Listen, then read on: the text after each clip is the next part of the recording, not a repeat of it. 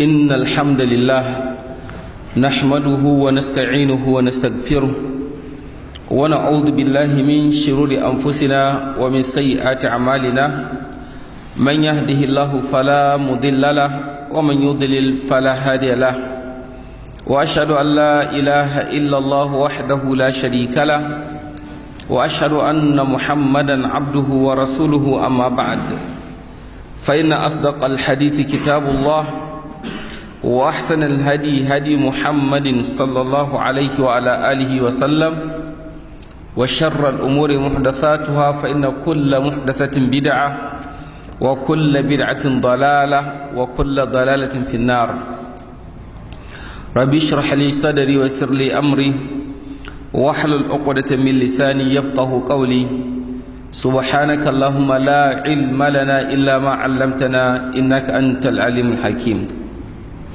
وإن ذاك من درن Litinin daren 26 ga watan Shawwal hijirar manzon Allah sallallahu alaihi wa ala alihi wa sallam daga Makka zuwa Madina na da shekara 1442 daidai wanda ya daidai da 6 ga watan 6 shekara ta 2021 wannan kuma in Allah da shi ne kaset na 730 daidai cikin jirgin karatuka da ake gabatarwa daga cikin wannan littafi na mai albarka littafin Imam Abu Abdullah Muhammad ibn Ismail al-Bukhari rahimahullahu ta'ala taken karatun kuma shine karatun hadisi da aiki da shi shine kadai zama lafiya ga musulmi muna roƙon Allah madaukakin sarki ya azurta mu karatun hadisan manzansa alaihi salatu wassalam sannan kuma ya azurta mu da amfana da su duniya da kiyama ana jin mu da sauraron mu ne daga nan cibiyar mu ta ilimi wato Darul Hadith Salafiyya wadda ke number 4 Madarka Road Gaskiya Layout Zaria Kaduna State Nigeria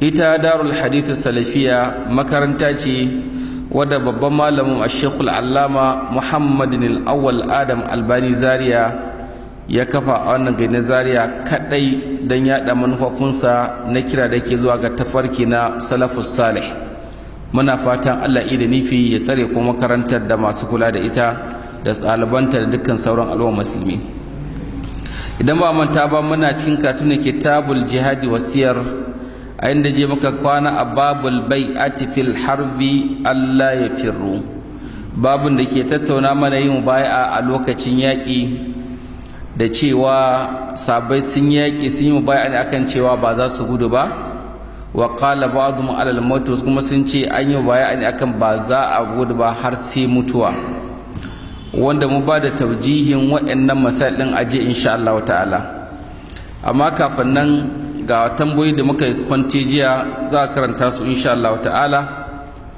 tambaya ta farko malami na cewa assalamu alaikum wata mace ce take sai da kaya to ita tana Kano sai ta bude group na WhatsApp kenan tana bayar da sari amma ta ce wato a takaice dai tambayar irin kamar e-commerce nan da ake ne wani kasuwanci da yake yanzu a waya galiban kantin a waya yake lokacin tana sai da kayan ne sai ta tura wa mutane a group ɗinsu su kuma zai tallata to in suka samu masu sai su tura mata ita kuma ta turo masu su sana su riba a kai ɗin su tura mata kuɗi tura abin nan wai irin wannan kasuwancin ya halasta wannan babu laifi insha Allah ya halasta irin wannan kasuwanci ne da yarda ce an taradin kun sami rije da ita ke da duya ta da ta siyar maka da kayan ta bashi ba sai ka bata kuɗi ba ina fatan fahimta wani lokacin ma sai an tura da kuɗin wannan babu hadari babu abin nan insha Allah babu laifi a yi shi mataka ya kubuta daga cin garari sai dai muna masu wa'azi matar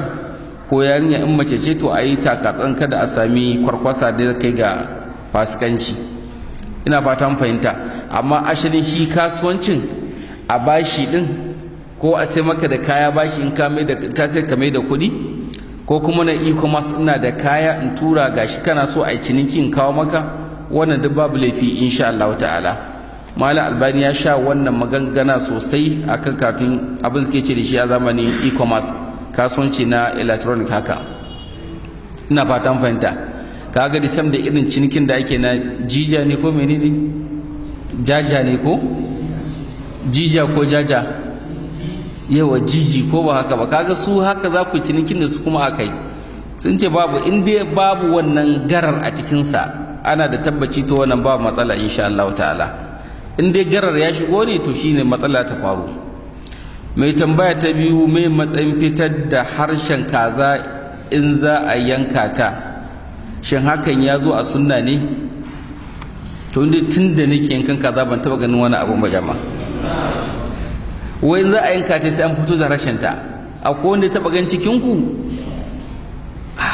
To amma ina to wannan a ina yake shi wannan mutum mai wannan tambaya kuwa? Tun da ka ji haka to wasu suna yi kenan ko? To babu shakka wasu din suna haka, babu shakka da kaza da sauran tsuntsaye akwai wanda ake masa haka ce sai in za a yanka sai an fito da harshen su. Kasashen duniya malamai sun tattauna wannan matsala din cewa wannan ba shi da asali, ba wani asali da ake wanke yanka tsuntsaye da abin nan. Kawai abin da za a yanka shi ne a tabbatar da an watsa wuƙa mai kaifi a alƙibla a bismillah yanka shi kenan, amma babu wani abin nan. Hasali ma malami cewa suka yi in ma aka ce sai an fito da wani ƙarin wahala ne ake ƙara mata, ita ke kawai bukata a yanka ta tafi lahira shi ke cikin sauƙi, ka zo ka ƙaƙulu harshen ta. Ina fatan fahimci wani abu.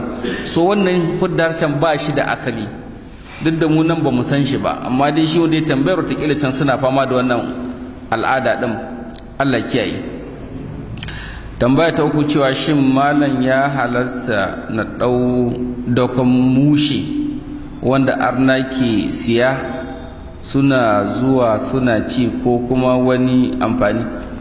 To dakon mushe ka ɗauka ka kai wa arne wanda zai ci yana babun ta'awun ne, da haka ba daidai ba ne ka ɗauki dakon mushe wanda su akan kansu bai halarsa abin nan ba, har ka je ka kai masu wurinsu kai abin nan balantana ka ce ma ka siyar. Wannan ba daidai ba ne, yana babin ta'awun ne. Na taɓa gani irin wannan, wani neman wani azeci shi ba ban shi kuɗi ya zo nema kawai a Abuja. Dakon giya suke yi kuma musulmai ne, suna dakon giya, ai su ba sha suke ba. To ko ba sha kake ba bai halarsa kai dakon giya ɗin ba, ko da ke shi ɗin a wajen shi na ganin halarsa to bai halarsa ba. Da haka ba za ka yi dakon mushe ko na alade ko na wani abu duk da kai kace ai kai ba kai kace ba za ka yi wannan abun ba.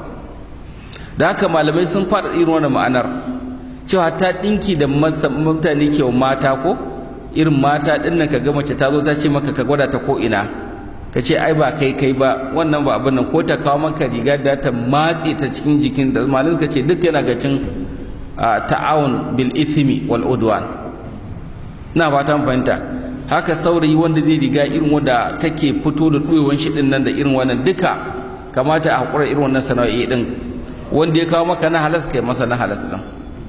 Ballantana ka zama kai ne ogan kirkiro fitinannen ɗinki. Kaga nan shi maye ne, duk shekara sai ya kawo wani salo. An bace wani abun ko Allah shi kyauta. Wa alaikum salam.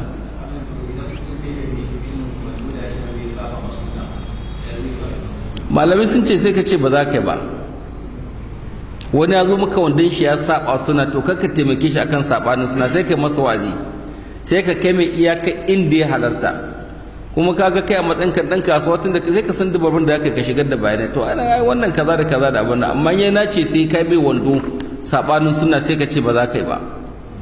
Sai ka zama sunan ka telan sunna. Ustazai kuma kaga za ka yi ciniki ta nan bangaren, ko ba haka ba? Mu kuma sai mu ta kai maka kana gwada mana rabin ƙauri din. Ina ba ta bunci wani abu. Allah samu mu dace. Hatta masu aski gemu hudu suna da laifi. Kai aski ne sana'a ka sai kai ta zuwa kana siɗe mutane gemu, to kai ma kana cikin masu aski gemu. Ina fata mun wani abun. Wato jama'a addini ne ya rauni a cikin al'umma yasa kake ganin abubuwa suna tafiya haka. Har in aka faɗo ta fatawa ma sai kana ganin amma anya ma zai wani abun, anya kuwa. Ina fatan fanci wannan abun. Daga gacin babun ta'awun malamai duk sun sharhi akan wannan matsalar. Wanda je ya bayar da rediyo a rediyo shine Malam Jafar ya dogon sharhin sautul arab akan wannan matsaloli din. Allah samu dace. To a ji hadisi dai garge mana za mu karasa shi insha Allah ta'ala, inda Imam Bukhari ke cewa qala haddathana Ishaq bin Ibrahima قال سمع محمد بن فضيل عن عاصم عن عثمان عن مجاش رضي الله عنه قال ataitu an-nabiy sallallahu alaihi wa ala alihi wa sallama ana wa akhi fa qultu bay'ana ala al-hijra fa qala madat al-hijratu li ahliha fa qultu alamatu bay'una qala ala al-islam wal jihad. Malik ke cewa haddathana Ishaq bin Ibrahim, Malik Ishaq dan Ibrahim ya ba mu hadisi. Qala sami'a Muhammad bin Fudail, ya ji Muhammad dan Fudail an Asim daga Asim an Abi Uthman daga Abi Uthman an Mujashi radiyallahu anhu daga Mujashi Allah kara masa yarda. Qala yace ataitu an-nabiy sallallahu alaihi wa sallama ana wa akhi, mun zo tare da manzan, mun zo da ni da dan uwana wajen manzan Allah sallallahu alaihi wa sallama. Zai shi Mujashi dan Mas'ud dan uwa Abdullahi dan Mas'ud ne Allah kara masa yarda. Wa qultu sai ne ce bay'ina alal hijra, manzo Allah kai mana baya inji Mujashi din kenan akan yin hijira da samun falalan hijira. Kun san a farko musulunci hijira abu ne mai dole musulmi yayi ma. Fa qala sai ce madatul hijratu li ahli, annabi ya ce ai hijira lokacin ta ya kure, falalan hijira ta riga ta gudana ga masu ita, su ne waɗanda suka yi kafin a ci maka da yaƙi. To dole suka yi wannan sun samu wannan falata hijira, ko kuma sai da wani abin daban.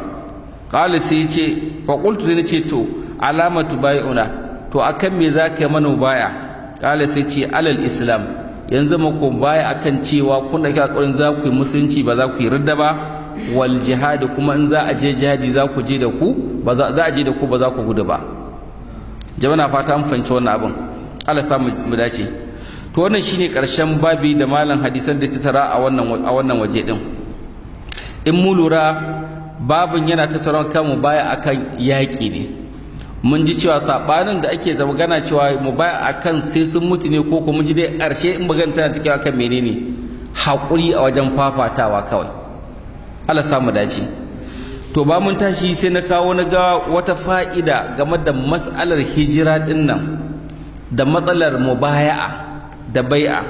Yana ga cin abin da aka samu fauda da rudani a ƙasar mu ta Najeriya, ko kuma ka ga dama ka ce a duniya yanzu ana samun rudani da fauda a cikin wannan matsala din. Kaga dai yanzu kowanne al'umma sai su ware kansu ce su ma mene, su manasu mubaya'a, sai ce shine kuma amirul mu'minin shi ma. Da haka sai ya dauka shi ma ta ojuku, ya mabarki ya sa hular sarauta, sai ya dauka shi ma amirul mu'minin ne, sai gaba da umarni ya halasta ya kashe ya kafurta ya musuluntar. Akwai fauda mai tsanani game da baya da ake, har ta kai shugabannin kungiyoyi su ma suna dauka umara'u ne, su ma wulatu umurul muslimin su ma suna dauka mene mubaya. Kurba kasar Niger sanda aka samu wannan yan Darul Salami, waɗanda su ma suka ware kansu suka samu wani mutum ɗaya suka yi mashi mubaya, shine mene, shine khalifa. Ina fatan fahimta. Da haka su a wajen su wannan mutumin shine khalifan, su ne kaɗai, su da suka da shi su ne musulmi, shi kuma shine khalifan musulmin duk duniya. Ina fatan fahimta wannan abin, wanda sakamakon haka ya kai ga matsaloli da yawa. Suka ware kansu, suka sunan garin su mene, Darul Salami ko Darul Islami ne, Darul Salam, wanda ya shiga wajen to shine ya musulunta, wanda ya fito kuma to shikenan. Sai dai suka ce ya halasta ka fita kamar da musulmi ke zuwa ƙasar arna a zaman sabai, to ka shigo cikin musulmi. Su sauran duk Najeriya su ba musulmi, su ne kadai musulmai. Yau in za ka shiga kuma sai an maka wankan tsarki shi ma kafin ka shiga. Ina fatan fanci wannan abu, an samu wani rudanin. Kuma da mene da waɗannan nassoshi da muke ji za mu karanta, waɗanda manzo Allah ke cewa man mata wa laysa fi unqihi bai'atun mata mitatal jahiliya, duk wanda ya mutu ba wata mubai'a a wuyansa, to in ya mutu ya mutu jahiliya. Ba tsaya sun fanci me annabi ke nufi da wannan magana ba, su karanta a wajen malamai ba su fassara masa ya ake nufi, me ake nufi da wannan magana ba mata kuna. Kawai sai suka fassara da majarradan larabcinsu da kunkumin fahimtarsu, sai suka lazumta abin da ya haifar da waɗannan matsaloli ɗin. Disama abin da ya faru da suwa kenan, 'yan Boko Haram su ma haka suka samu nasu mamari, suka ce shine khalifa, shine amir, sun mai mubaya'a. Ina fatan fahimta. To an samu wannan matsaloli ɗin su ma, haka a Jazair, haka ina ne duk musulmi matasa suna fama da irin wannan matsalar. Amma sakamakon haka ya faru ne sakamakon gaggawa da ɗalibai suke yi da rashin bin tafarki na salafus salih da kuma rashin sauraron abin da malamai na gaba za su gaya maka a cikin harka addini da harka ta ilimi. Ina fata mun fahimci wannan abin. Da haka na so a ce an yi printing ɗin wannan littafi, amma matsalar na ba da shi ba da wuri ba ne, sai dai an gama duk da baiwa karatun ba zai yau sosai ba, ba zai gamu ba, a samu aje a photocopy ɗin. Ina fatan fahimta. Wannan littafi ne mai yawa gaskiya, amma na tsakuro daga babi ne a cikin littafi guda ɗaya. Zan ɗan karanta mana wasu abubuwa daga ciki mu ji yaya ake yin bai'a, me sigoginta, nau'inta guda nawa ne, waye ake iya wa bai'a din. Ina fatan fahimci wannan abin. Shan ne shi khalifan da za a bai'a din ko imam din, menene siffofin shi waɗanda zai cancanci a mai bai'a din kuma. Ba kawai da ka samu ne ya iya karatu an sai ka ce shine khalifa ba, kai mai bai'a kawai ba shikenan ba. Allah samu dace. Shi wannan na tsakura ga littafin al-Imamatul Uzma ne. Malam kai printing din shi aiko? Kai malam Yusuf kai printing al-Imamatul Uzma. A cikin shi malam Dumaiji yake ya kawo albai a cikin shafi na 198 da ya kawo ta a larabci, ya kawo ta a ma'anarta a musulunci ne ke ta fal bai'atu idan ta'ani i'ta'ul ahadi min al-mubayi'i ala sam'i wa ta'a. Mubayi'a in ka ce kai, to alƙawari ne kai ga wanda kai mubaya akan cewa zaka ji zaka bi, lil amiri ga shugaban da kai mubaya fi gari ma'asiyatin, amma in ba saban Allah bane abin. Fil manshadi, a lokacin da kake cin nishadi, wal makrah da lokacin da baka cikin nishadi, wal usr da lokacin tsanani, wal yusr da lokacin sauki, wa adam manaza'atihi al-amra, kuma ba za ka ringa ja'in da shi a cikin al'amuran mulkin sa ba. wa tawfid al-umur ilai, da kuma fawwala al'amura na siyasa gudanar da rayuwa gare shi. Wannan shine bai'a kenan. Duk sanda kace kawo bai'a mutum ka mai wannan kenan, ka mai alƙawarin wannan abu da aka lissafa. Maliki qala ibn Khaldun yake cewa ilam ka sanin cewa annal bai'ata hiya al-ahdu ala ta'a. In an ce wane yi wani bai'a, to yi alƙawarin wato alƙawari akan yin da'a. Ka annal mubaya yu'ahidu amirahu, kaman shi mubaya wanda ke mubaya din yana alƙawari ne ga shugaban nasa, ala annahu yusallimu lahu an-nazar fi amri nafsi, cewa shi kan karan kanshi ya bashi ya sallama lamarin kansa, wa umuril muslimi da kuma al'amuran musulmai. La yunazi'uhu fi shay'in min zalika, ba zai ja in ja da shi a wani abu cikin wa'annan al'amuran ba. Wa yudihi fi ma yukallifu fihi min al-amr, wa yudi'uhu fi ma yukallifuhu min al'amri alal mashadi wal makara, kuma ya alƙawarin cewa zai masa da'a cikin abin da ya umarce shi da shi, a cikin yana jin daɗi ko bai jin daɗi. Wa kanu idza tabaya'u amira, sun kasance idan suka idza baya'ul amira, idan suka amirin mubaya wa aqadu ahadahu, suka dauki alƙawarin ja'alu aydihim fi yadihi ta'kidal ahadi, sai su dauko hannun su tsora akan hannun shugaban dan su karfafa wannan alƙawari din. Fa ashbaha dhalika fi al-ba'i wal mushtari, wannan sai kamanceceniya da harkar da ake tsakanin mai sai da mai sayarwa, ba ni in baka.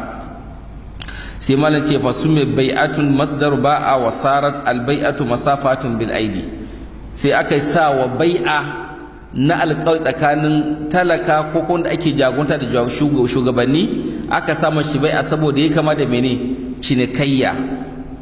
Hada madulluha fi urfil lugha wa mahudu shar, wannan shine abin da ke nufi a yare kuma abin da shari'a ta sani kenan, ko muradu bil hadisi, kuma shine abin da ake nufi a cikin hadisi cewa fi bai'atin nabi sallallahu alaihi wasallam laylatul aqaba, na bai'a da sabai suka manzon Allah laylatul aqaba, wa inda shajara, da kuma lokacin da aka yi mubai'a ga manzon Allah a lokacin shajara din.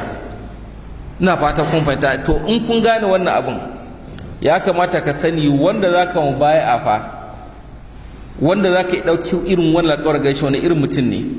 Ka za ka ba da ɗa'aka, za ka sallama lamarinka, al'amarinsa, ba za ka jan da shi akan mulkin sa ba. Ina fatan fahimta. To kowane mutum za ka yi ma wannan abun? Ina fatan fahimta. Da haka shari'a ba ta yadda ba, kamar zamu zama ba ta yadda a wani baya ba in ba waliyul amr ba. Shi kuma waliyul amr din za mu zo mu ci condition din shi, ma'ana sharuɗan shi, waye wani siffofi yake cikawa ya zama waliyul amri. Sannan kuma za mu zo mu ji in lokaci ya bayu, in abu bai mar tsawo ba, za mu ji tukun me responsibilities, nauyi da ɗawaina da aikace-aikacen da yake kan shi wannan shugaba ɗin, har da kai da ka bashi da kanka a gare shi. Dan ka yi naka, shi kuma na expecting mene ya yi nashi. Kai taka rawar ta kai mai baya, kai mai ɗa'a, za ka kaza kaza, to shi kuma akwai rawar da zai taka, wanda duk malamai sun bayanin wannan abu insha Allah ta'ala. A nan ma ce anwa'ul bai'a, nau'o'in bai'a da ake ta a musulunci. Ma ce tantanawwa'ul bai'atu fi shari bi hasbil amri al-mubai' alayhi. Wa ahammul umur allati bai'a annabi sallallahu alaihi wasallam ashabahu alaiha arba'atun. Mafi muhimmancin al'amarin da manzon Allah ya saban sa bai'a guda hudu ne. Awwalan na farko al-bai'atu alal islam. Ya musu baya akan za su yi musulunci, wanda suka zo su musulunta sababbi, za musu baya cewa to za ku musulunta, za mu yi alƙawari ku za ku yi musulunci, ba za ku warware ba. Allah sa kun fahimta. Kenan kaga irin wannan bai a hayin za a yi ta. Wasu za su musulunta sai ku rijina da su, to za ku yi musulunci amma ba tare da warwara ba. Irin wannan bai a din idan aka kulla ta, ba dama ka ce ka fasa, ba a warware ta. مالك البيعة على الإسلام وهي أوجب الأنواع وآكدها ولا شيء من البيعات نكثها كفر إلا هذه. إتم بيع مبايع أكم مسلنشي شيني ما في كرفي شيني كم واجبي با وتم مبايع دا إن كاي كور وري ذاك دا مكافري سيوانا. إذن كي مبايع أكم مسلنشي تو با أوروانا مبايع دم. أما غيرها فكبيرة من الكبائر وذنب عظيم. أما وتم مبايع دا كي دن كور وري to ba wai ka ci bulsu bane, amma ya ga cin manyan zinubai, ya ga cin kaba'ir. Wa aktharu ma kana annabi sallallahu alaihi wasallam bai'un nas ala al-islam. Mafi yawan baya da manzon Allah ya mutane akan musulunci ne. Wa zalika an ya'ti ar-rajulu alladhi yuridu al-dukhula fil islam. Abin da ke faruwa wanda zai zo yana so shiga musulunci ne. Fa yuslimu ala annabi sallallahu alaihi wasallam, fa yuslimu ala annabi wa yadahu fi yadihi. Sai musulunta a hannun manzon Allah sallallahu alaihi wasallam, ya kawo hannun sai dora kan hannun manzan Allah, wa ya tashahhadu kuma ya shahada, ma'ana kamar la ilaha illallah, aw ya ta'ahadu bil tizami islam, ko alƙawari cewa zai lazumci musulunci. Ina fatan fahimci wannan abun. To har yanzu irin wannan zai faruwa, musamman masu fita da'awa zuwa wuraren da musulunci yake bako ko kuma bai da ƙarfi. In za su musulun, za ka iya masu wani abun alƙawari tsakanin da ku, ba canzawa, ba yaudara. faisiru bidhalika muslima mubayi'an lirrasuli, wannan sai zaman musulmi kuma yi baya ga manzon Allah. Wa kullu dhalika thabitun anin nabi sallallahu alaihi wasallam, kuma duk wannan ya tabbata ga manzon Allah sallallahu alaihi wasallam bi adillatin sahiha kathira, da dalilai masu yawa kuma ingantattu. Daga ciki qaulullahi ta'ala, akwai fadin Allah yake cewa ya ayyuhan nabi idza ja'akal mu'minatu bayyinaka alla yushrikna billahi shay'an. Wannan aya dalili ce akan nau'i na manzon Allah ya musu mubai'a akan musulunci. Ina fatan fahimta. Daga cikin kuma akwai hadisin Jabir dan Abdullah, Allah kara masa, yake cewa mu yi manzon Allah mubai'a akan cewa ba abun bauta bisa cancanta sai Allah, annabi Muhammad manzon Allah ne, za mu tsaye da sallah, za mu yi zakka, za mu ji, za mu bi, kuma za mu siya ga musulmi gaba daya. Kun fahimci wani abun ko? Shi wani dalili akan bai'a al-islamiyya kenan. To wannan sai da mala ta kawo dalilin da ke cewa manzon Allah irin bai'a ta musulunci din. Sai na biyu, nau'i na bai'a na guda biyu, al-bai'atu ala nusra wal man'a, shine yi mubaya'a wanda manzon Allah da sabai ga cewa za su taimake shi kuma za su bashi kariya.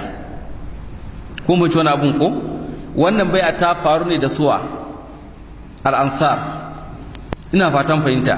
sai mana cewa hadi tattadihu fil bai'ati allati akhadha an-nabi sallallahu alaihi wasallam ala wafd al-ansar.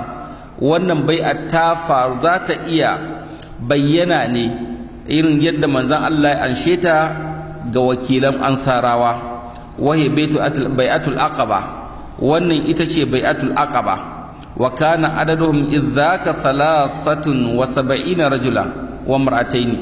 Wannan suka zo suka yi lailatul aqaba bai a wani lokacin mutum 73 ne da mata guda biyu.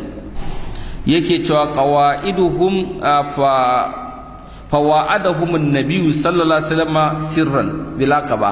Annabi alƙawli da su suka a sirrance a wajen al-aqaba din min awsad ayyamit tashrik a tsakiyar kwanakin bayan sallah, kwana uku bayan sallah. falamma hadaru takallama an-nabi sallallahu alaihi wasallam fatala al-qur'ana wa da'a ila Allah wa raggaba fil islam thumma qala ubayyikum ala an tamna'uni mimma tamna'una minhu sa'akum. Bayan da aka zo sai annabi karanta musu qur'ani, ya kira su ga musulunci, ce to zan maku bai'a akan cewa za ku bani kariya irin da kuke ba ƴaƴanku da matanku kariya. Fa akhadha al-bara'u bil ma'rur bi yadihi. Wani sahabi ba ansari sai kama da manzon Allah mai suna bara'u dan ma'rur, thumma qala sai ce na'am wallazi ba'athaka bil haqq. Haka yake mun alƙawari wanda aiko ka da gaskiya. lanamna annaka mimma namna'u minhu uzrana fa bai'ina rasulullah. Yace za mu baka mubai'a irin yadda muke ba zuri'anmu da ƴaƴanmu da matanmu, za mu baka wannan kariya din. To wannan nau'i ne mubai'a. Sai dai tambaya, to irin wannan bai'a har tana nan ko ta mutu? Tambaya mai musharaka tare da ku. Za a yi wannan mubaya yanzu ko mun ji ta musulunci hanyar za a yi ko? To irin wannan mubaya alal man'ati wan nusra za a yi ta yanzu? Shine za ga ake a duniya za ga an ce menene wane gudun hijira, ko ba shine irin wannan gudun hijira ake ba? Duk da galiban mutane suka gudun hijira kuma sai su koma kasashen kafarai, kuma inda ya hijira sai gudu Faransa, ko wane ne da ya hijira sai gudu abin nan. Irin shi ne har yanzu idan ka samu, idan kana harkar da'awa ko wani abu sai wani suka ce ka zo garin su abin nan, to kana dama ka sharɗanta musu wannan abin cewa gashi. Ina fata kun fahimta, a matsayinka na malami, amma ba matsayinka na mene ba, imam ko khalifa ba. Ina fata mun fahimta. Allah samu dace. To sai al-thalith, nau'i na uku, al-bai'atu alal jihadi, wanda ta muke bani mubaya akan jihadi, ko dai daga imam ko kuma daga wa kenan wanda imam din ya nada. Ku kiyaye wannan abun. Khalifa na musulunci idan ya kira ka za ta bi jihadi, zai dauki mubaya akan ku, ya halarsa wannan. Sannan wanda khalifa ya nada, wato kwamandan da ya sa muku, shi ma za ku iya mubaya a gare shi akan cewa ba za ku gudu, wanda shine babun da muke bayani kan al-jihadi as-sir wal jihad, babun da yake bayani kan jihadi da sira ta manzon Allah sallallahu alaihi wasallama. Don haka idan aka zo irin wannan babu laifi za a yi cewa ga mubai'a, amma da sharɗin cewa mene babu gudu babu ja da baya a wajen wannan yaƙi din. وقد وردت في القرآن الكريم وفي السنة الشريفة في عدة مواضع منها. irin wannan mubai'a ta jihadi ta zo a Qur'ani, ya zo a cikin sunna. Daga ciki akwai qaulu ta'ala da Allah ke cewa inna Allah ashtara minal mu'minina anfusahum wa amwalahum. Allah ya sai rayukan mu'minai da dukiyarsu, shi kuma zai ba su aljanna, za su yi jihadi fi sabilillah zuwa ƙarshen wannan aya din. Ina fata mun fahimci wannan abun. Wannan shi ma mubaya'a ne, cinikayya ne tsakanin da Allah da musulmi. Da haka malamai suke cewa babu wani cikayya da yafi mene ciniki da yafi wannan riba, ka ba da ranka akan kuma Allah mene zai baka aljanna kai ma. Allah samu dace. Wa minha, daga cikin waɗannan ayoyi da suke bayan nau'in mubai'a irin wannan, shine ma warada fil hudaybiya, hadisan da suka zo game da sulhun hudaybiya, inda Allah ke cewa innal ladina yubayyi'unaka innama yubayyi'una Allah yadullahi fawqa aydihim. Masu maka mubai'a su sani Allah suke wa, hannun Allah na saman hannunsu. Ina fata kun fahimci wannan abin. Sannan wayannan a takaice su ne nau'o'i na abin da mubai'a da mala ya kawo a wannan, sai guda ɗaya wadda ita ce ita ce za mu ƙare bayani akan ta. Khamisan, na biyar, albai'atu ala sami wa ta'a, mubai'a akan ji da yin da'a ga shugabanni, mubai'a akan ji da da'a ga shugabanni. Yace wa hadhihi hiya allati idha utliqat albai'atu in sarafat ilaiha wa'annan bai'a din ita ce idan aka kire mu bai'a aka ce wane yi mu bai'a, to irin wannan ita ake nufi na kayi alƙawarin zaka ji zaka bi ga wannan shugaba da ke wannan zamani. wallati kanat tu'di lil a'immati inda wallati kanat tu'di lil a'immati inda ta'ayyinihim khulafa lil muslimina, wallati kanat tu'da lil a'imma, wadda ita ce ake ba shugabanni inda ta'ayyinihim lokacin da aka ayyana su khulafa lil muslimin, suka zama khalifofi na musulmai. wa hiya al muradu fi hadha al bab, to ita ake nufi a wannan babi din, da'a ga shugabanni lokacin suka zama shugabanni din, suka zama khalifofi. wal adillati alaiha kathira, dalilai akan wannan suna da yawa. na farko hadisu ubada ibn samit radiyallahu anhu qala بايعنا رسول الله صلى الله عليه وسلم على السمع والطاعة في الأسر واليسر والمنشأ والمكر وعلى أثرة علينا وعلى ألا نزل الأمر أهله إلا أن تروا كفرا بواحا عندكم من الله برهان. وفي رواية وعلى أن نقول بالحق أينكما كنا وألا نخاف في الله لومة لائم. wannan hadisi na ubada dan samit yake cewa mun yi baya ga manzon Allah sallallahu alaihi wasallam cewa za mu ji za mu biyayya a lokacin tsanani, lokacin kunci da lokacin daɗi, lokacin da ba daɗi ba, kai wa ala asratin alaina, ko da an mana san kai za mu ji za mu biyayya. wa Allah nazal amr ahlu, sannan ba za mu ja da al'amarin shugabanci ga masu shi ba, illa an taro kufuran ba wahan annabi ce sai in fa kun ga kafirci da fito fili, inda kun minallahi burhanun, wanda akwai hujja da kuke daga Allah madaukakin sarki, to anan kam kuna iya warware bai'a din. ita ma kamar da mu zo mu ji sai fa inda masalih, za ka kalli masalih da mafasid akan wannan abun, ba kawai da kun ga wani shugaban ku kamar da nake na sha bayani wannan fa da ana magana mene tsarin shugabanci ne, khilafa islamiyya ne fa, ko yawa suna fahimta ta. wannan ana magana shugabanni ne waɗanda su musulmai ne kuma suna jagorar gwamnatin musulunci, ko da sun kawo wasu gurɓatattun abubuwa amma dai musulunci ne a gaba, suna jagorantar mutane da littafin Allah ne. ina fatan fahimta, ina nanata wannan magana cewa sam ba fa ana magana irin waɗannan shugabannin demokaradiyya da aka kafa su bane, kwata-kwata ba su suke wannan magana ba da su ake wannan karatun ba. za mu zo mu ji insha Allah ko yau ko kuma mako na gaba cewa na taɓa faɗin wata magana a nan wajen. masalan wata hayar ta bara ta taso a lokacin wasu inda madakila da aka yi ta saɓani cewa su wane ne su Malam Jafar sun zama khawarijawa saboda sun wa gwamnatin Najeriya ta waye, ala farda cewa ma Malam Jafar da Albani sun wa gwamnatin Najeriya ta waye. inda ɗaliban ilimi ne ma masu wannan magana din, in banda gaskiya da ƙarya sun cakuɗe musu, ko kuma wasu ma ba ma in ma kai musu wannan zan ka taimake su, wasu ba wai gaskiya da ƙarya suka cakuɗe musu, asali hawa ne, son zuciya da ya su ga wannan abubuwa din.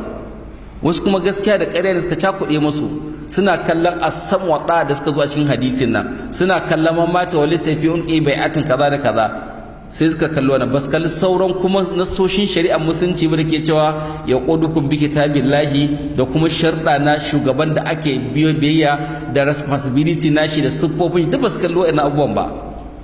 sai ka mai da Malam Jafar su ba Albani a matsayin wai khawarij, saboda karancin khibra da usul da maqasid na shari'ar musulunci, rashin fahimta addinin musulunci ma in general.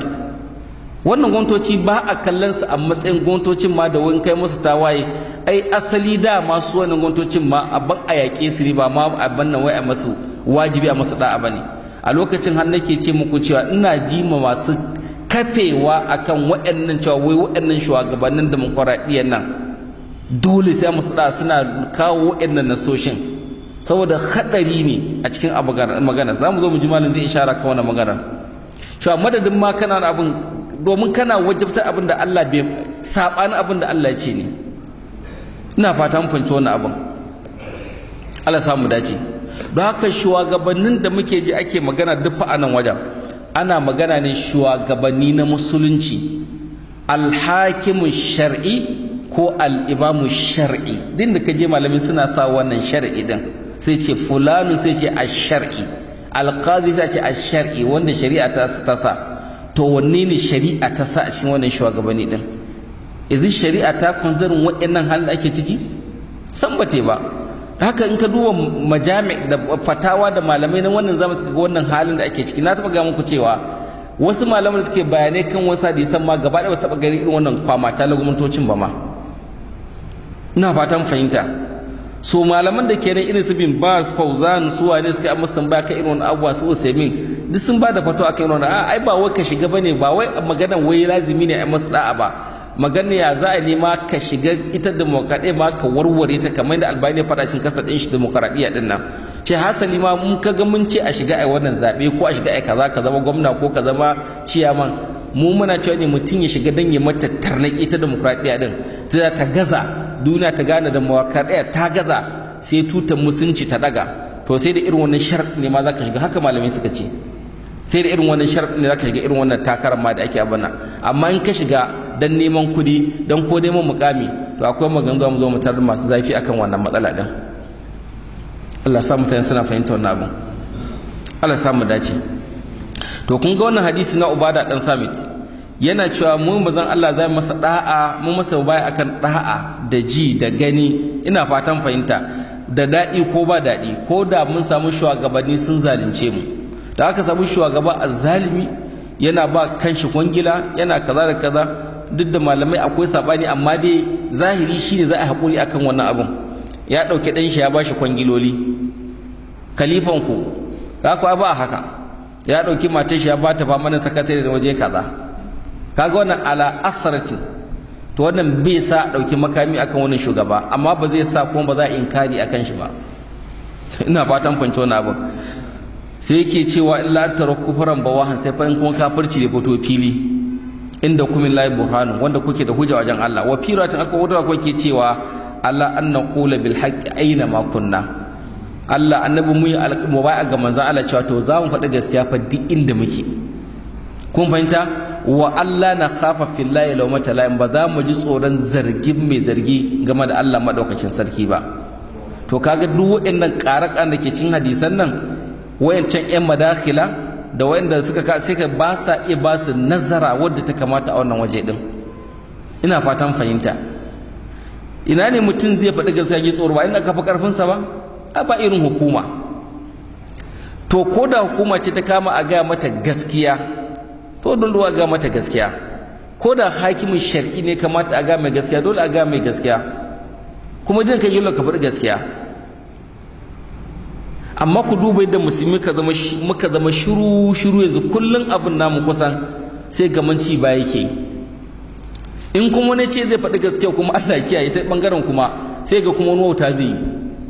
A wajen faɗin gaskiya ga wanda yake shugaba ko kuma mai mulki ko kuma wanda ba ma musulmi ba, ai ba zaƙewa da cin mutunci da zagi kuma.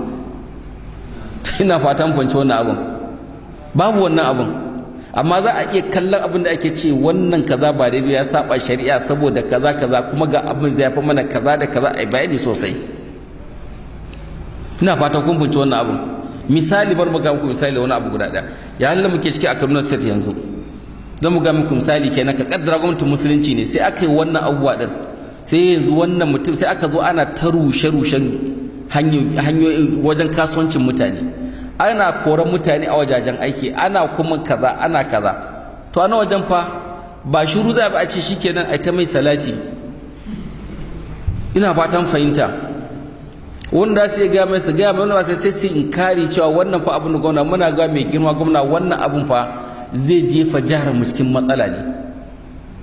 Zai jefa jihar mu kaza za ta yawaita dama ya ake Najeriya ma tukuna. Ina fatan fahimta. Ya ma ake a cikin Najeriya tukuna. Cikin in ka je ka samu mutane, shi za ga yara makarantar tayar gantali.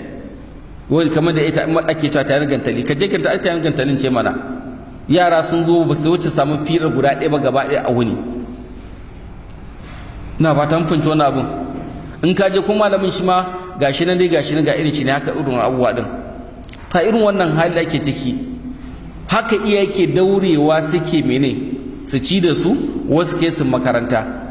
To amma a halin an zo an samu shagunan mutum, wani a wannan shago din jarin shi duka na 15,000 ne, amma yana iya ci da matar shi ya biya kuɗin makaranta 'ya'yan shi da wannan shago ɗin. Ya daure ya kai makaranta da ake biya 6,000 7,000, ku manya ku je ku kai kasashen waje ku biya miliyan 50 amma shi ya haƙura da wannan abin. Kuma yau rana ɗaya zuwa an rushe wannan shagon nashi, kuma ba abin da aka yi da wajen, ba wani compensation da aka yi ban shi, kuma yana biyan rabin fa. Ina fatan fahimta. Ai ta hukuma an kafa ta dan aikin jama'a ne, kuma gina jama'a ya fi gina tituna. To aka zo aka yi wani abin an bar wajajen haka shikenan, wannan suna nan suna jira ɗai ba su gama ba, mai wayar da wani ɗakwara ɗaya a state yana aiki kuma an koro shi ma an sallame shi. Kaga gidan ya ƙara rushewa kenan, talauci zai ƙara ƙaimi a ƙasa kenan, wanda sakamakon haka me zai faru? Ta'addanci, jahilci in ya riga ya mamaye mutane, ga talauci ga jahilci, to sai dai abin da Allah yi. Ina fata kun fahimci wani abu. To kuma duk da haka sai a ce a mai girma gwamna ya yi daidai. Ina fatan fahimta.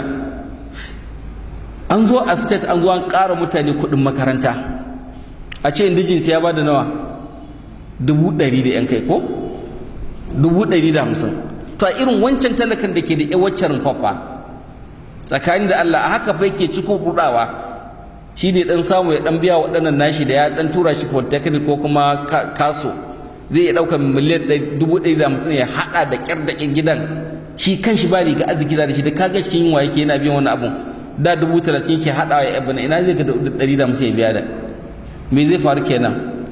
Automatically yaron ya ban makaranta kenan. Kuma shi yaron uban ya kuskure bai koya mai sana'a ba, kuma lokacin katin bai haɗuwa da sana'ar wani lokacin. To kaddara guda 5 ne yaron nashi, guda 3 sun shiga jami'a, wasu kuma guda 2 suna secondary school. Ta ya zai da wannan abubuwa da sai ga abubuwa shikenan ba extension abin da ya faru barku gani shine za ga da yawa ƴaƴa mata ba su samu damar yin karatu ba. ƴaƴa mata uba zai gwammace to bari daure zai taimaka guda ɗaya cikin ƴaƴan nashi in zai iya ma fa kenan, sai a samu sai zama namiji ne kawai za kai kana da ƴa mace kana da namiji wa zaka taimaka yayi karatun malama abin zai faru kenan. Bari ka ga wannan kuma na tabbatar maka yanzu da situation da za a yi yara da yawa ba su kuma makarantar ba. Suna fatan fahimta. To in dan tituna ne ai shekara 6 da yar fa'i yayi wa'annan tituna din ana kuma aiki kuma ai ba aikin da yi. To da Allah a bari a ci gaba da maintaining waɗancan ayyukan a hankali ba sai an gudu ba, amma a bari ƴaƴan mutane su karatu. Wanda ƴaƴan mutane su zama da su karatu. A bari ma'aikata suna aiki samu sai abin nan ban mu goyi bayan in ma'aikaci yana zalunci ba ko an ɗauke shi ba bisa ƙa'ida ba, amma mutumin da aka yi publishing ana yin ma'aikata ya zo ya rubuta interview ya ce aka yi mai komai da komai aka ba shi rana su kai shi, wannan ai ba a mai adalci ba. Ya kamata a ga gwamnati gaskiya wannan abin. Wannan kuma ba abin da ya taimake ma ƙasar ne sai ƙara ruguza ƙasar mu. An riga an mana fintika a duniya a ilimin kimiyya da ake fama da shi. Ina fatan fahimta. A nan Najeriya an mana fintiku a cikin ilimin, kuma sai mu dauko mu abin da mu ƙara kenan, mu ƙara kashe mu a lokacin da a kudancin Najeriya wasu suna kansilin din suna zabtar kuɗin makarantunsu ne.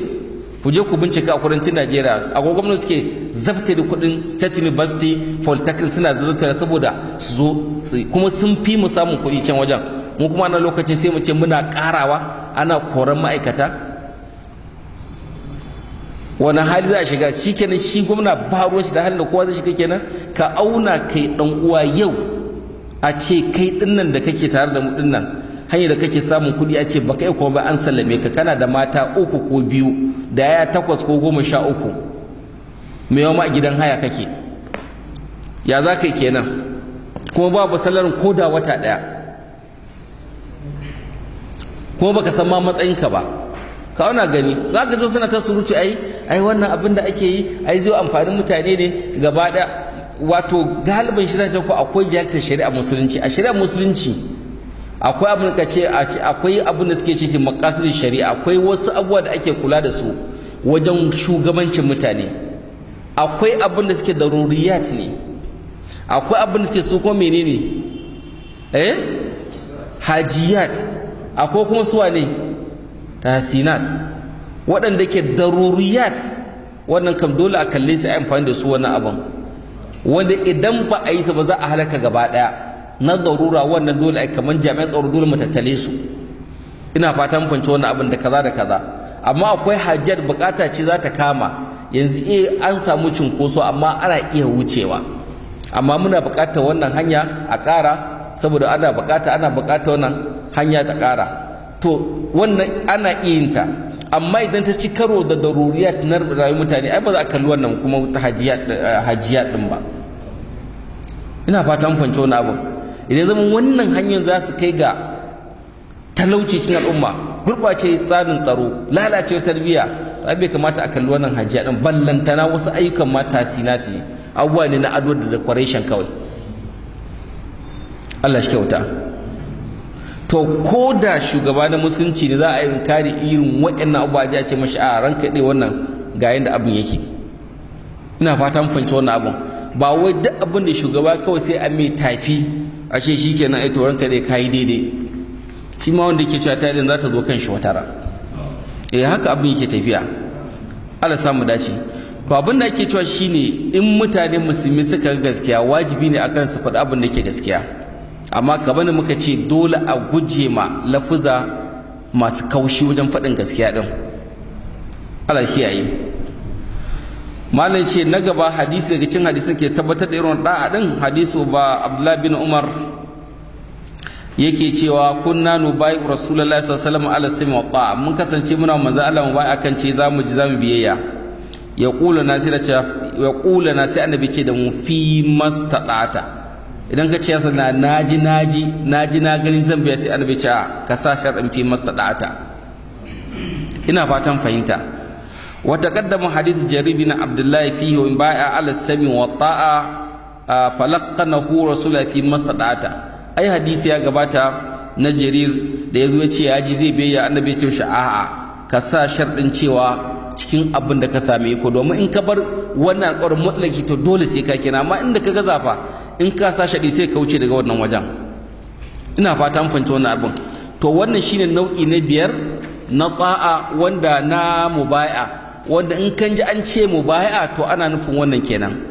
To ita irin wannan na mubai'a na cewa za a ji za a bi, muka ce ba kowa ake ba sai waliyul amri. Kun fahimta? Don haka ita mubai'in ta kasu gida bi a wannan fuska kenan. Na farko yadda ake samar da waliyul amri din, za a mai mubai'a ta khasa. Su wa suke mubai'a? Samu khalifa su mai mubai'a wadda take mai da mutum ya zama khalifa, ya zama imam. Su ne ahlul halli wal aqdi, su ne ma'abota ragamar jagorancin al'umma, su ne kuma malamai. A inda malamai suke faɗa kamar da su mawardi suka faɗa, da su abu ala da su waye, su malamai da mujtahidai, malamai mujtahidai. Ina fatan fahimta. Wasu sun ƙara da wujuhun nas, shugabannin mutane waɗanda ana jin su magana sa suke taruwa su mene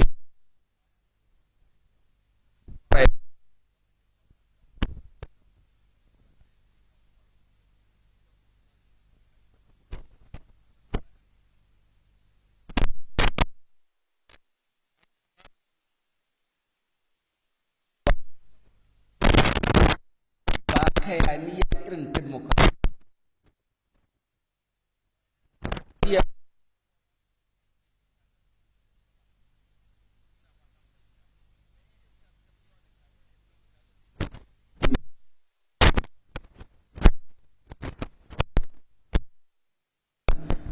da aka da su ne suke wannan abu, su nasu a zuwa nan baya su wannan mace, amma mu baya ta ba ta mai da mutum zama imam na musulmi, sai dai mu baya ta khasa wani alhalul aqad, ita ce take mai da mutum ya zama ne ya zama khalifa ko ya zama imam na musulmi. Ina fatan fahimta.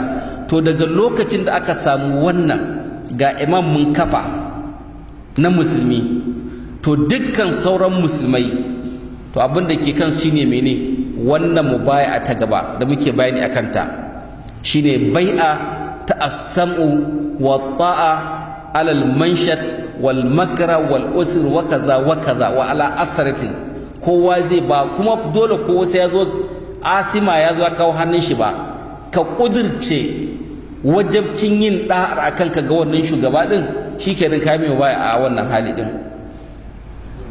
dan kuna fahimta abun? In an kafa mun kace mene ga imam an kafa shi, mun faɗa hanyar da ake bi a kafa shi din ko yawwa, to in ya kafu wancan ahlaka su mai kada sannan sauran masu masu mubaya, ba sai ka zo kasara ba, dole ka kudirce wannan abun. don haka za ka yi mai mubaya, za ka yi mai da'a, za ka kaza, kuma za ka taimaki wannan shugaba wajen tabbatar da shari'a addinin musulunci. jama'a na fatan fahimci wannan abun. don haka to ita irin wannan mubaya da muke magana shi ne muka ce ba a yi sai ga wane, sai ga waliyul amri, kun fahimta, sai ga shugaba na musulmi. to shi waye wannan waliyul amr da muke magana? za mu ji muka ce za mu karanta siffofin shi da al-imam Mawardi ya kawo cikin al-ahkamus sultaniya, wanda shi ne yake iya zama khalifa bayan malam Mawardi ya kawo wajabcin cewa dole fa musulmi su tabbatar suna da khalifa a bayan ƙasa. Dole musulmi su tabbatar da mene? Suna da khalifa a bayan ƙasa. Allah ya jarce mu a wannan duniya, gashi muna nan muna zaune ba mu da khalifa, kuma ana ta ƙara nesa da samun khalifa ɗin. Kullum ƙara tsintsinka mu ake yi. An tsintsinka ƙasashe, da kaga Najeriya da Nijar da ina ne duk bilad da koror ne an kakkaɓa. To yanzu Najeriya ita kanta in ba ku yi sa'a bana da shekaru sai an kakkaɓa ta ita ma. Kun fahimta? Za a ce ga Niger Delta, ga yankin Yarabawa, ga yankin Nyamarai suma, ga kuma Middle Belt. In ba ku yi sa'a ba arewa ita ma sai an zo an kasarta ta. Abin da Yahudan duniya suke hari kenan, kuma wannan mafarkin nasu sun daɗe suna yi. Sun daɗe suna yi, suna fatan sai araba tun 60 suka ce sun ba da yancin ƙasar, amma kuma suke ta makircin sai araba ƙasar. To an ci za wani abin ko da mutum zai abin nan kenan, kowace ƙasa ta zama da nata khalifan kenan. To abin da ake fata shine Allah ya taimaki al'ummar musulmi su gane, su haɗe waje guda ɗaya, su yi amfani da murya guda, su tabbatar da khalifa wanda zai wakilce su a duniya gaba ɗaya. Ina fatan fahimci wani abin. Ko dai yanzu bai yi ba, to ina muku bishara cewa wataran za ta faru. Imamul Mahdi na nan zuwa, Annabi Isa na nan zuwa, musulunci zai ɗaukaka, zai murƙushe kafirci kamar da Annabi ya ba da labari. Duk wannan kumfar da kuka kafirci yana yi, da wannan strategy da wannan dabaru da arna suke na raunta musulunci, duk za su gama ne kuma Allah ka da su. Dama Allah ce alladhina kafaru yunfiquna amwalahum li yasaddu an sabilillah, sai ce mene? Fa sayunfiqunaha thumma takuna alaihim hasratan thumma yughlabuna. Suna ci da dukiyarsu don su murƙushe addinin Allah, amma duk su gama Allah ce zai zama musu asara, kuma sai an ci nasara akan su. Haka abin zai gudana a ƙarshe insha Allah ta'ala. Allah samu fahimta. To amma abin da muke tattauna shine wajibi da musulmi su tabbatar da sun samar da khalifa a cikin rayuwar musulunci da gwargwadon abin da su iya. Allah samu dace. A shafi na 19 malaci shuruɗun lati yanbaghi tawaffuruha fil khalifa, sharda da ya kamata khalifa ya cika su, wasu kuma suna cewa wajibi ne cika su. Na farko wanda za ku iya sawa khalifa har ya zama kun mai mubaya ala sima wa ta'a, labudda yace al ahaduha, daga ciki al adalatu ala shuruɗiha al jami'a, shine wajibi wanda zama khalifan ku ya zama adili, yana da adala, wadda wannan adala kuma sai ta kammala sharɗanta gaba ɗaya. Bayan zama adili, me ma'ana adili? Dole ya zama yana nisanta manyan zunubai, baya yin su, ƙananan ma yana kuje masu, sannan kuma zama yana da mutunci a cikin al'ummarsa, ba ganin shi yana abu na zubar da rashin mutunci, kuma ya kusan lokacin yana dangantuwa da wuraren da mutane suka tsanci kansu lokacin. Ina fatan fahimta. Tsakanin da Allah kuna shiga sai a gan shi da gajeren do zai je filin bal, zai je filin kwallo. Ina kai ko da dogon doje kaga za a kai anya wannan khalifan ko ya labarin sheki ne. To dole zama adili ne, mai lazimtar da'a ga Allah ne, ba za a samu fasiki a ce khalifa na musulmi ba. Na biyu suka ce al-ilmu al-mu'addi ila al-ijtihad fi an-nawazi wal ahkam. Dole khalifan musulmi ya zama mai yana da ilimi isasshe fa, wanda ilimin nan zai kai shi zai iya ijtihadi a lokacin da wasu sababbin matsaloli masu wahala suka danno musulmi. Sannan a hukunce da za a kawo ƙararraki da wajen design abuwa zai yana da ilimin da za su jagori shi akan wannan abin. Kaga kenan a kalifanci na musulunci jahili bai da rabu. Allah sa ku fahimta. Ko da ka dan ce khalifofin Bani Abbas, Bani Marwan, ai ba jahilai ne zalla yadda kake ganin su haka nan ba. Ko Hajjaji da kake jin cewa ya shahara da zalunci da waye, ai ba jahili bane, malami ne. Ina fatan fanci wannan abu. Sarki Suleiman, Sarki Mansur, duka zaka same su sun haddace Qur'ani, mutane masu qiyamul layli ta sallah suna kuka, wasu kaza ka same su da ayyuka na addini. Sai dai to harkar mulkin tarin jayi ne harkar ilimi, kuma a lokacin tun duniya akwai ilimi, akwai wanda suka sha gaban su a fagen ilimi, shi sa ba a jin sa a fagen ilimi din. To wajibi ne wanda za a sa khalifa ya zama malami ne, ko malamai sun yarda da malintarsa. Kun fahimta? Amma tsakanin da Allah, wannan khalifan da aka sa a Darul Islam din nan da wanda suka sa San Muhammad Yusuf, yanzu Muhammad Yusuf ya kai malamin da za a ce ya zama khalifan musulmi. Muhammad Yusuf shugaban Boko Haram ya isa ya zama khalifan musulmi.